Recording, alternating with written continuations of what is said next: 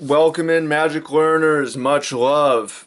People ask for more stories, so here's another story about my Pro Tour Nemesis, my Pro Tour Grand Prix rival, CEDRIC Phillips.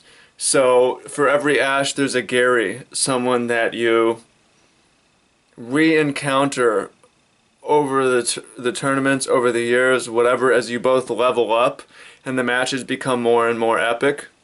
And for me, that person turned out to be CEDRIC Phillips just because out of chance of getting paired against each other a bunch and me winning all the time. Cut to the chase. That is how the dynamic has been, which is great.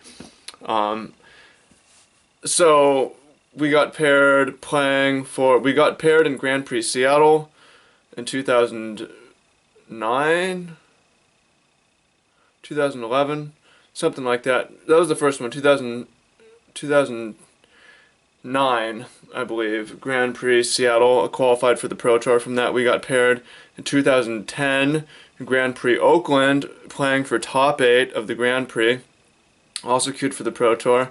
And then we played in 2011 in Grand Prix San Juan. So these really big tournaments, we just kept getting paired against each other in day twos late in the tournament. And it's just, that's unusual because these tournaments are so big, you usually don't play against the same person. And these matches are really memorable, so going to go ahead and walk through them. So, CEDRIC, you don't know him, he's a big-time personality, really interesting man. He's got quite the personality, and he's an interesting guy to play against in tournaments. So, the first time that we played was at Grand Prix Seattle, and I was rocking the Land Destruction deck. Cascade Land Destruction, everything cascaded into Fulminator Mage or Reign of Tears.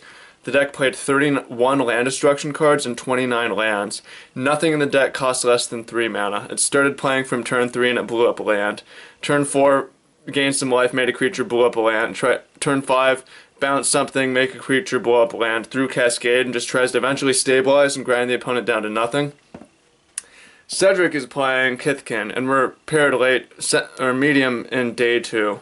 He's playing White Weenie, basically, and it's a very interesting match that almost never, I got somewhat lucky. So, anyways, very first game, CEDRIC is on the play, and he has a crazy fast start, and I have a slow start. My land's coming to play tapped, and it's either turn 3 or turn 4. At this point, it's already obvious I'm going to lose the game. So I have the decision of either blowing up his land or scooping. So if I blow up his land, I kind of let him know what I'm playing, or if I scoop, I don't. Right? This is kind of some high level Magic where it's like, I don't want him to know what I'm doing, because I want him to think that I'm playing the Seismic Assault deck that plays lots of lands that's popular at the time and sideboard against that. So I ended up scooping game 1 without playing a spell. Now game 2 is very interesting. That pays off because he comes out with the, I hope you like this story. It became very, very detailed, but super interesting. Game 2, he comes out with a very fast again, but he slows down for 1 turn with a Pithing Needle on Seismic Assault, which is not in my deck, right? So he could have killed me by turn 4, but he took 1 turn off to play Pithing Needle. And on the 5th turn, I need to draw an untapped land to cast Hallowed Burial to destroy all creatures, and I rip it, destroy all creatures out of nowhere. He doesn't even, now he knows what I'm playing, and this is the game, or the match, where I cast 4 straight Incendiary commands in 4 turns in a row. Wipe the board, blow up your land, wipe the board, blow up your land, blow up your land, 4 to you, wipe the board, 4 to you, right, game. And that's how that first match went. Got crushed game 1, didn't reveal what I was playing. Won game 2 because I had not revealed what I was doing and got a little bit lucky, and then just swept my way through that match. So that was the first time we played. I wanted going on qualify for the Pro Tour for the 2nd or 3rd time or something like that.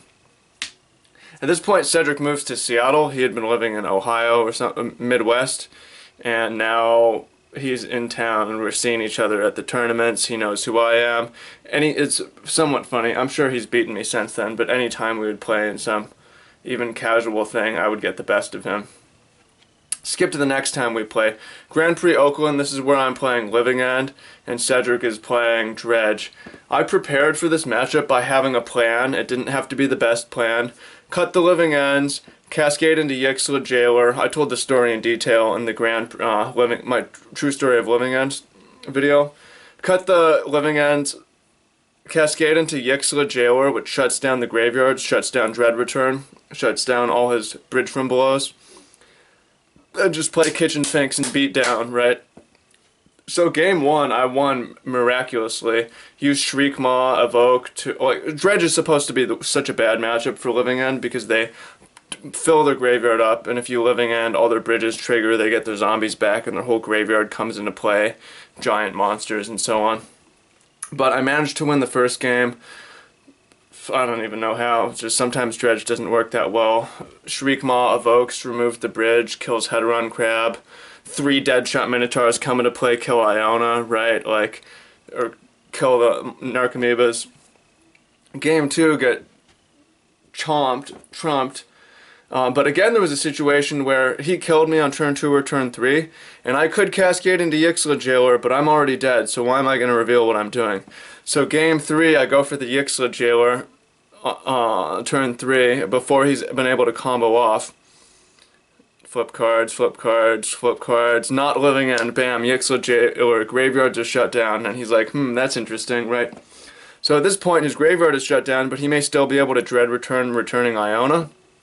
And that's what he thinks he's going to do.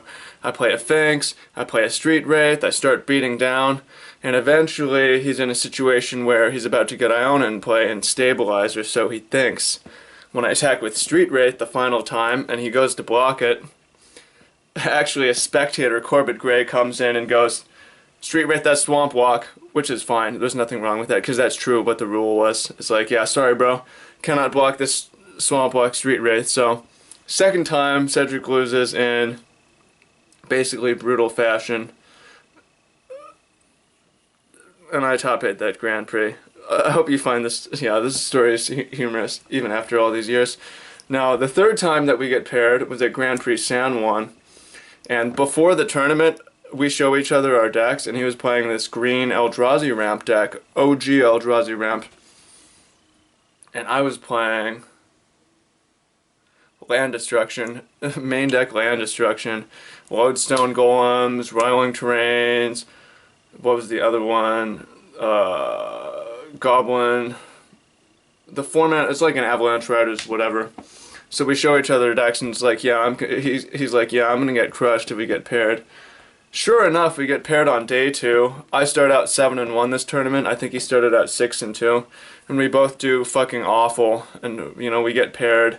Second to last round of day 2, and I've gone 1-5 at this point, and he's gone 2-4, and we both feel awful, and I get to just crush him out of the money, which sucks. But again, it's like, if you're Ash, then whatever bad happens to Gary is kind of good, but you still want Gary to, you want it to be a challenge, and in this match it was just like, my deck was designed to steamroll his, so...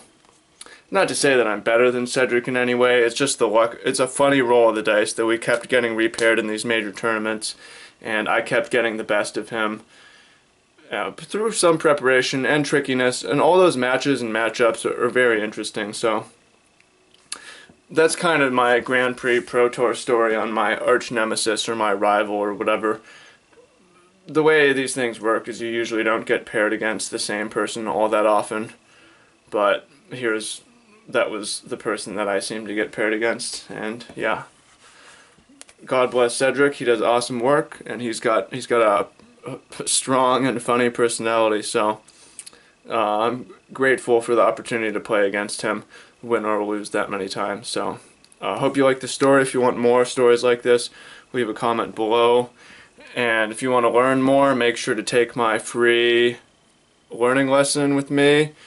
What you want for Magic, why you want it, how you're going to get it, we're going to plan it out. So there's a link to that at the top of the description. Much love, y'all, and see you in the next video in the comments.